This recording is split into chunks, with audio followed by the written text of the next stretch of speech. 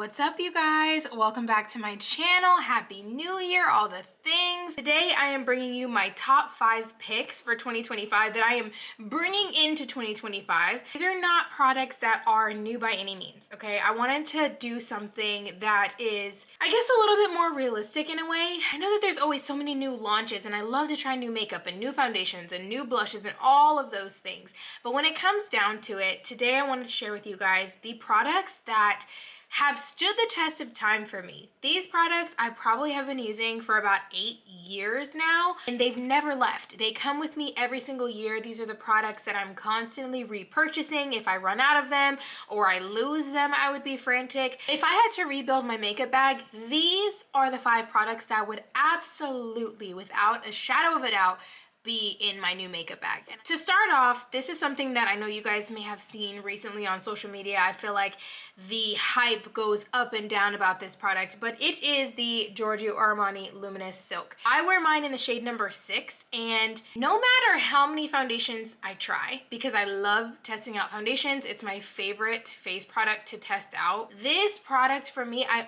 always go back to it.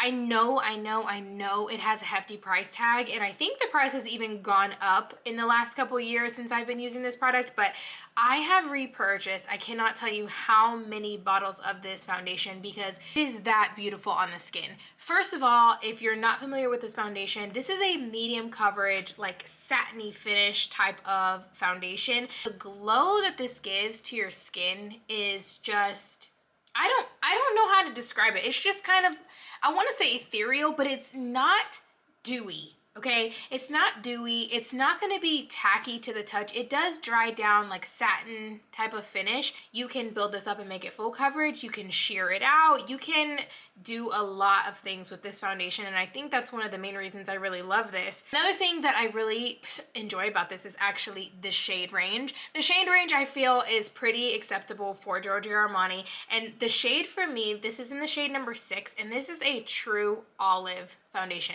I have this on my face today. Now, I would not describe this as a long wearing foundation, though I've had this foundation on my face for about 7 hours, and I feel like my skin does still look nice and smooth and not very cakey. I feel like if you have oily skin, you'll definitely want to use a primer, especially in the T-zone areas, because this is not an oil controlling matte foundation. This is a your skin but better with a little bit of makeup on it type of foundation. If you have not tested this out, you should definitely give it a try. Go into Sephora and get a sample. They even have small bottles of this foundation, which in my opinion, I don't think is worth it because it's still like $45 for like a small thing of the foundation. I know Giorgio Armani often does 20% off on their website though. Got you. No matter what, I'm constantly coming back to this. So this is a must have for me. Another complexion product that I have that is making it with me to 2025 are the Charlotte Tilbury Flawless Filters. I have mine in 2 shades, 4 and 5, and 5 is a little too tan for me right now. It's actually giving orange. It's very warm. It's better suited for me in the summertime. However, number 4, I mean, the shade of this is so suitable for my skin tone and my complexion and my undertone. If you are my complexion, pick up the shade number 4. I've even eyed, I think, the shade number like 4.5, which is between these two, and I think that's definitely the one that I'm missing. Nonetheless, I know that there's been a lot of brands that have come out with dupes for this product, and I've tried the dupes, and I don't know what it is, but I always go back to her. I use this in a couple different ways. I use this either underneath my foundation on the high points of my cheeks, or sometimes I just use this by itself. Not necessarily all over the face, but on the high points, but I use it to give my skin just this glow that looks like I just am so hydrated and healthy and I get my 8 hours of sleep at night, if you know what I mean. I have it underneath my foundation on the top of my cheekbones today. When I turn a little bit, you can see there's a bit of like a glow to my skin. In a way, this one is so smoothing to me. It has the perfect consistency, the perfect coverage for what it is that I'm looking for. And this is just one of those products that I will constantly reach for, that I will always repurchase and have always repurchased, because I think it is beautiful. It has just the right amount of reflect in it. It's not glittery, but it gives your skin a glow is the best way that I can describe this. So this one is an A+ in my book. I love it. It's worth the hype for me, and it's worth the price tag for me also. Okay, so now this product you guys have heard me talk about time and time again. It is the MAC Fix Plus. They recently repackaged this, I don't know how long ago. It's now in a different bottle. Forgive me, this one's kind of dirty, but this one is like the OG, okay? This one has the lid where you lock it and then you unlock it and then you spritz it out. This one has more of a like finer mist now. Maybe unpopular opinion, but I actually prefer this bottle, but my plan is to probably dump this in here because even though this mist is finer, and I can see how a lot of people like the finer mist versus this one, like this one's pretty intense. Like you gotta watch out sometimes. I know some of my videos you're like, if you use this too close to your face, you're like, oh my gosh, oh my gosh. So I think that makes sense for the packaging. But anyways, we're getting away from the actual formula point of this. This is one of those products that when you use it, you may not realize the impact that it has on your makeup until you don't use it, if that makes sense. This product I spray on my face after all my liquid and my powders are on my face, and somehow, some way, this marries the two together.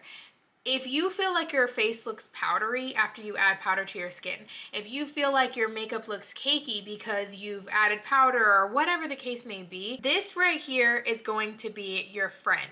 This says it's a setting spray, but it's a multitasking setting spray, so it does multiple things. I just use it as like a sealant, okay? I want to seal my makeup. I want to blend. I want to mush. I want to, como se dice, melt the powder and the foundation together. That is what I use this for. I don't use this as like a setting spray to set my makeup and keep it on and long lasting and all that stuff.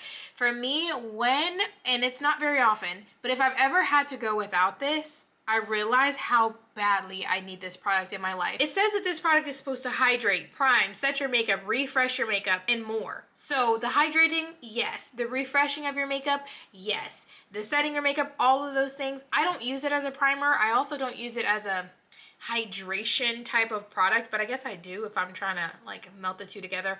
Either way, it's worth it. I think you should test it out. They have minis of this. They even have a set right now that has a full size and a mini to get your hands on.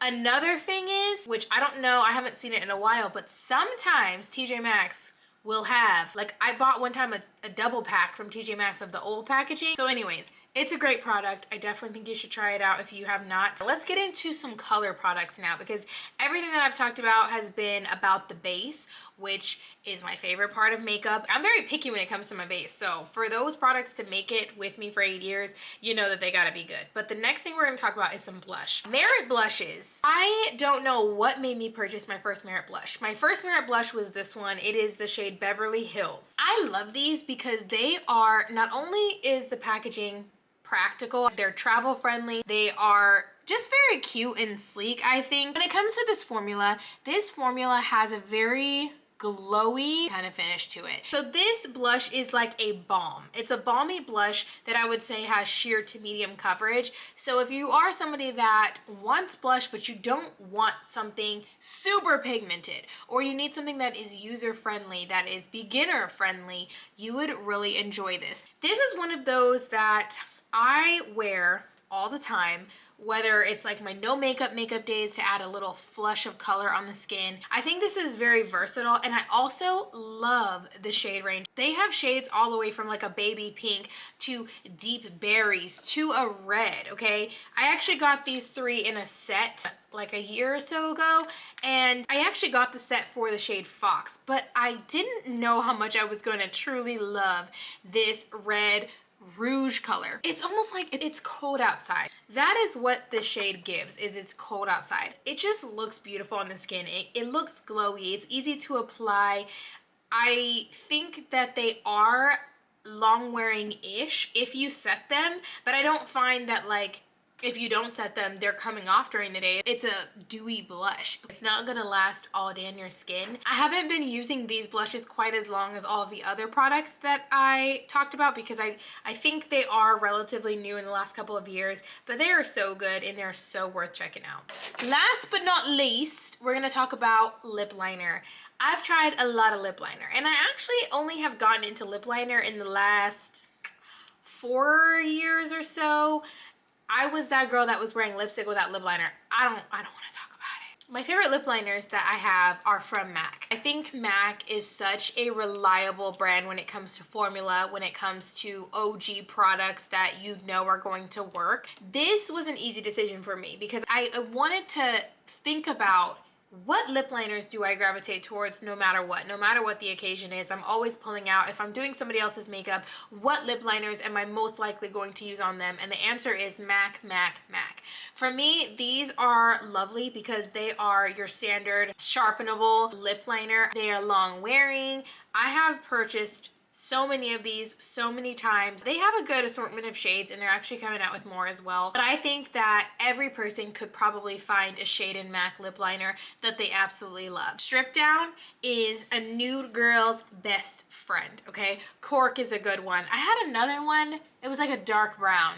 I don't know what happened to it. But that's all I want to say about those is those are the lip liners that I gravitate towards the most. These are my ride or dies. These are my holy grails. They are so good and you should definitely check them out. So that's it, you guys. Super quick and simple today. I wanted to share with you guys my holy grail products that are coming with me in 2025. I'm excited for the new launches that are to come, but I have to remain true to the products that will always hold a place in my heart. I hope that you guys enjoyed today's video, and if you did, don't forget to give this video a thumbs up and subscribe to my channel. As always, thank you guys so much for watching, and I will see you guys in my next video. Bye, guys.